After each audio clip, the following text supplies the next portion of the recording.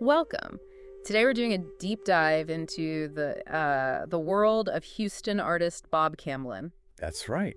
We've got some really interesting material exhibition details, his own writings, quotes. Yeah, quite a bit to get through. We really want to try and understand his artistic journey and, his thinking. And what jumps out right away, especially from that Houston Chronicle piece about his '84 retrospective. At the Midtown Art Center. Yeah, that one. They describe his influence as this kind of um, undercurrent in the Houston scene. An undercurrent. I like that. And it seems linked to these core ideas he held, that art is a gift, for one, Uh-huh. and also that fundamentally everything is true. Okay, those are two big ideas. Let's start with the Chronicle's take on him being an instrument. What does that mean? Well, it suggests he maybe didn't see himself as the sole originator, you know? If art is a gift, maybe he felt he was channeling it somehow. Like he wasn't entirely responsible for the specific form it took. Kind of, yeah. And that Well, ties into the second idea, that everything is true, if you believe that. then maybe you're open to whatever comes through. It doesn't have to fit one narrow definition. Exactly.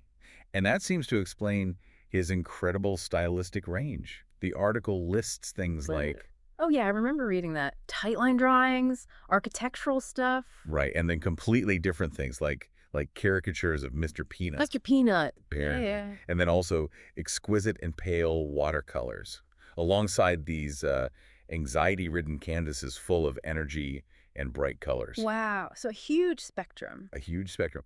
But the point the Chronicle makes, and it seems key, is that it's all recognizably Camblin. So he wasn't just dabbling. Each style was authentically him somehow. It seems so. It really pushes back against that idea that an artist needs one single unchanging style, doesn't it? It absolutely does. Okay, so back to that second belief. Everything is true. How did that play out? You said it aloud for the range. I think it gave him a kind of philosophical permission slip, maybe? A permission slip. Yeah, like if every approach, every subject has its own truth, why limit yourself to just one? Explore it all. That makes sense. It's like opening all the creative doors at once. Right. And you see echoes of this in his own writings, that collection, Quotes and Other Mysteries. Ah, the quotes. What does he say there that connects? Well, there's this line, look into the atom, you get what you need. Look into magic, and you get what you need. Okay. Philosophy and art are in both. So he's saying insight isn't just in science or just in mysticism. It's everywhere. It's in both. It avoids taking sides, Exactly. It embraces different ways of knowing. which is fascinating because he also talks about wanting to stick with common sense and aiming for the perfectly average view. Yeah, that's an interesting phrase, isn't it? Perfectly average. It sounds almost mundane, but the way he uses it seems different. I think so too. He says it's to enjoy miracles on both sides of science and magic. Okay. So the average view isn't about being boring. It's about finding a balanced spot where you can appreciate both the rational and the magical. That's how I read it. It's like finding a middle ground that allows you to see the wonder in everything without dismissing any part of reality. No wonder his art was so diverse then. If you're open to miracles everywhere. Your art is likely going to reflect that openness, that breadth. And looking deeper into those quotes, you start seeing these recurring themes pop up again and again. Like what? What themes stand out? Well, definitely time, the passage of time, change, impermanence. Oh, yeah. There's that quote, fortunately, some things remain forever, or another 10 years, perhaps. Exactly. There's a sort of wry acceptance there, you know? Yeah. Nothing's truly permanent, maybe just for a little while. It's kind of poignant, but also a bit humorous. It is. And there's another one that's much more specific, more evocative, about memory and decay. Which one is that? He writes about approaching a place, and the memory of songs and music stopped. Stopped at the moment the texture of its decay became visible. Wow. The texture of decay. Sad how we all aged at that moment in time. Salt Air Summer 1967. It's such a vivid snapshot of a feeling, of time leaving its mark even on memory. That hits hard. It really makes you think about your own past moments like that. Definitely. And then another big theme is nature. A really deep connection to the natural world. Right, like the observation about the cottonwood trees. Yes. 3 cottonwood trees, dense cluster of new branches. Now with them gone, look. Just that simple look conveys so much. Presence, loss, maybe just paying attention. Paying attention, exactly. And then he gives this advice. Find something in nature that completes you, and then surrender. Surrender. That's a powerful word in that context. Not fighting it, but yielding. Yielding, connecting, letting go of ego, perhaps, finding your place within it.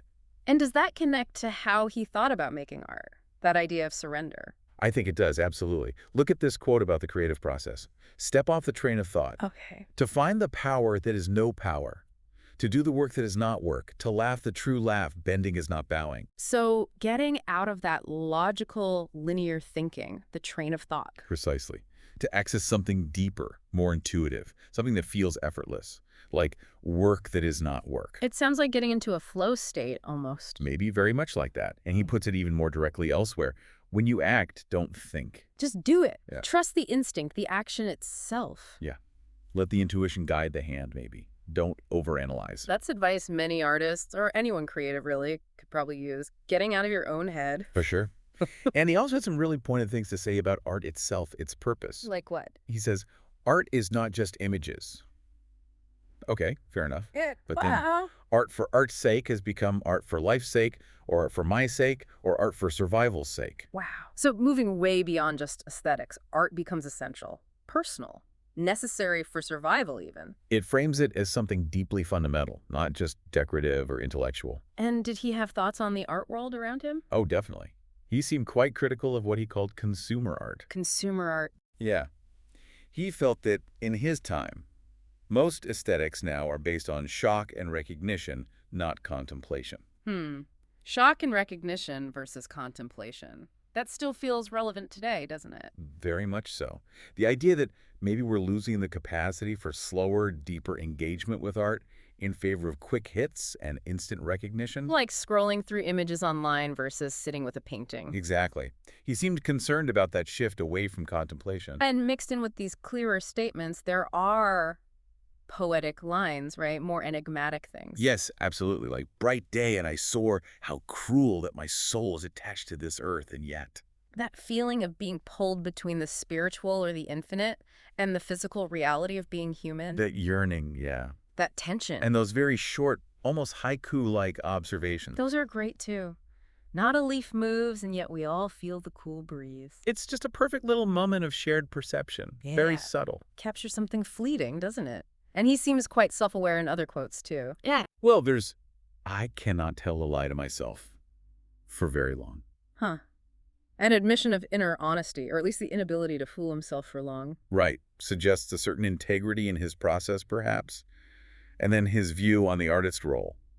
The artist today is the only free agent. He is not committed except so much as he desires it. A declaration of independence, almost. Yeah. Artistic freedom is paramount. It seems that way. And even his comment on teaching is revealing. Oh yeah, the 3 stages. The first year, I assumed. The second year, I capitulated. The third year, I'm teaching. It says so much about the difficulty of actually transmitting artistic knowledge or practice, that journey from assumption to real teaching. It really does. It speaks volumes in just a few words. No, you mentioned he referenced a lot of other thinkers, philosophers, writers. Yes, and that's another fascinating layer. The sources list people like Alan Watts, William James, Sartre, Bergson Jung, a really wide range. So he was clearly engaging with some pretty deep philosophical and psychological ideas. No doubt about it. He wasn't just in the studio painting. He was thinking, reading, connecting ideas. Can we, draw lines between some of those thinkers and his own ideas or art? We can speculate for sure. I mean, you see someone like Alan Watts, known for interpreting Eastern philosophy and talking about interconnectedness. And that resonates with Camblin's nature connection, that feeling of surrender, maybe. Could be, yeah. Or William James, who wrote so much about the power of belief and experience. That lines up pretty well with everything is true, doesn't it? The idea that belief shapes reality. It certainly seems to chime with it. And Sartre's focus on being and existence, where Bergson's ideas about intuition being more vital than pure intellect. Again, hitting themes we saw in Camblin's quotes about process, stepping off the train of thought. Exactly. And Jung, of course, with the unconscious archetypes, the power of imagination. That feels very relevant to an artist tapping into deeper sources. Absolutely. And even someone like John Updike is mentioned, who apparently wrote about art providing space, a certain breathing room for the spirit. Breathing room for the spirit. That connects back to Camblin saying art is more than just images. It's for life's sake, survival's sake. It really does. It suggests art serves a deeper human need. And Camblin himself made some pretty direct philosophical statements too, didn't he? He did, like distinguishing between belief and knowledge. Believing and knowing are different. Okay. Most people practice a belief or a religion they were raised in. Mystics know something else.